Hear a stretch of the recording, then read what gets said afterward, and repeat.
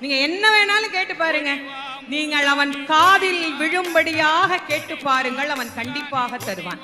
நிறைய பேர் சொல்றாங்க, நாங்களும் கேட்டுட்டு தாங்க இருக்கிறோம், எங்களுக்கு அவன் கொடுக்க மாட்டேங்கிறான் அப்படின்னா, இறைவன் வெளியிலிருந்து நாம் கொடுக்கின்ற எந்த பொருளையும் தனக்கென ஏற்றுக்கொள்வதில்லை.